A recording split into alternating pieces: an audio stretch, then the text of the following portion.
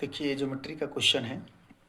समलंब चतुर्भुज ABCD जिसमें AB समांतर CD। समलंब चतुर्भुज का मतलब ही है कि एक जोड़ी भुजा समांतर होती है। तो हम समलंब चतुर्भुज बना रहे हैं जिसमें एक जोड़ी भुजा समांतर होती है। लीजिए ये दोनों आपस में क्या है, समांतर। बराबर नहीं कह सकते हैं इसको, आप समांतर कह सकते हैं। तो इसका नाम दे देते हैं ABCD, जिसमें भी समांतर CD है। तो चतुर्भुज बनाना है तो बंद तो करना पड़ेगा, तो इसको इससे मिला देते हैं, इसको इससे मिला देते हैं। ये हो गई असमांतर भुजा। और विकर्ण AC और BD परस्पर O बिंदु पर प्रतिच्छेद करती है। तो विकर्ण A को C से मिला दीजिए, विकर्ण B को D से मिला दीजिए, जो एक दूसरे को कहाँ पर काटती है, O पर। बस क्वेश्चन यही है। अब आपको सिद्ध करना है। सिद्ध क्या करना है, सो यहाँ लिखा है OA by OC, OA by OC बराबर OB बाई OD। ये सब ध्यान रहेगा तो आपको ऑब्जेक्टिव भी बन जाएगा और 2 नंबर में भी क्वेश्चन पूछा जाता है। तो सिद्ध करना क्या है, सो यहाँ दिखा दिए। अब देखिए समांतर जब ये है तो इस क्वेश्चन में आपको थेल्स प्रमेय यूज करना पड़ेगा। इसीलिए थेल्स प्रमेय आप कल बताए थे हम आपको थ्योरम कि किसी त्रिभुज में एक भुजा के समांतर, ये दोनों समांतर है जरूर लेकिन किसी त्रिभुज में नहीं है। इसलिए त्रिभुज में आने के लिए एक रचना यहाँ करना जरूरी है। रचना क्या करेंगे, यहाँ से इसके समांतर माने AB और CD के समांतर हम खींचेंगे। ऐसे खींचेंगे जो O से होकर जाए, O से होकर जाना जरूरी है। इसका नाम देते हैं LM।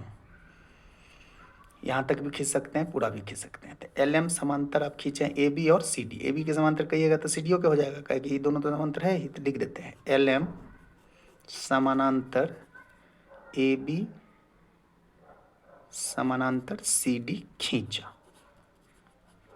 आपने ऐसा किया, क्यों किया, अपने फायदे के लिए। अब आपको क्या होगा, थेल्स प्रमेय में जो आप देखे थे कि किसी त्रिभुज में एक भुजा के समांतर वाला मामला था, वो आपको काम आ जाएगा। कैसे, तो देखिए एक त्रिभुज मेन है, हमको OA बाई OC लाना है। तो देखो OA और OC किस त्रिभुज में फंसेगा सो देख लो। तो ADC, इसी सुविधा के लिए हम आपको ADC अलग कर देते हैं।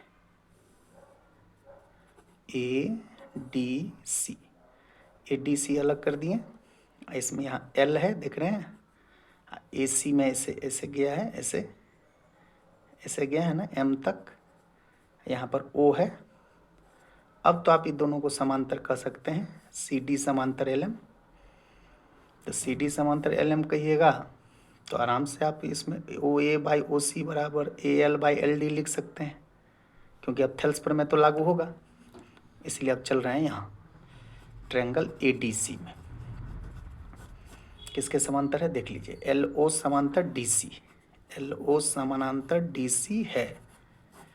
इसीलिए थेल्स प्रमेय से, थेल्स प्रमेय से कल पढ़े थे आप। जब ये समांतर रहेगा तो अन्य दो भुजा जो है AD और AC को बराबर बराबर बांटेगा, समान अनुपात में बांटेगा।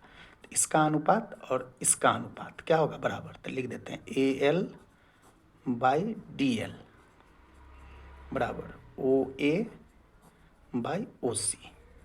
बस इससे आगे नहीं जाना है इसमें।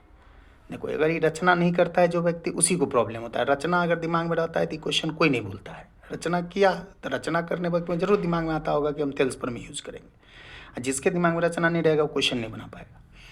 तो चलिए ये हो गया। अब हमको OB OD, देखिए OB और OD, तो OB बाई OD लाने के लिए ई ट्रायंगल भी यूज कर सकते हैं ABD, और OB और OD लाने के लिए आप BDCO यूज कर सकते हैं। लेकिन अच्छा रहेगा ABD यूज कीजिए, कहे कि इसमें AL बाई DL आ जाएगा। तो हम आपकी सुविधा के लिए फिर बना रहे हैं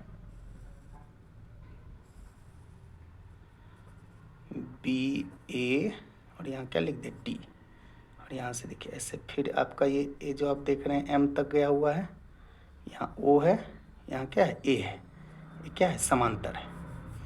तो अब आप इसको ऐसे करके अगर घुमा करके देखिएगा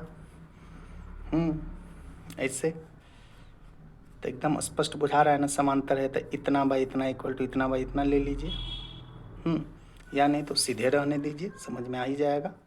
यहाँ L है, सॉरी A नहीं है, L है। तब लिख देते हैं ए बी डी, फिर पुनः ट्रायंगल ए बी डी में क्या है, एल एम समांतर ए बी। इसीलिए फिर से थेल्स प्रमेय से, तो थेल्स प्रमेय से चलिए लिख लेते हैं फिर ए एल, इधर से A L by D L, फिर से इधर से B O by O D, equation second. देखिए अब आप ये समझ गए ना, इस ट्रायंगल में ये दोनों समांतर था, तो इतना बाई इतना इक्वल टू इतना बाई इतना जो कल्ले पड़े थे, तो अब देखिए ए एल बाई डी एल बराबर है। अब लास्ट में सीधा कर दीजिए, समीकरण फर्स्ट तथा सेकंड से तुलना करने पर इधर बराबर कर दीजिए, ओ ए बाई ओ सी बराबर O B by O D. यही आपको प्रूव करना है। कभी कभी ओ बी यहाँ ओ सी यहाँ भी कर देता है, ठीक है।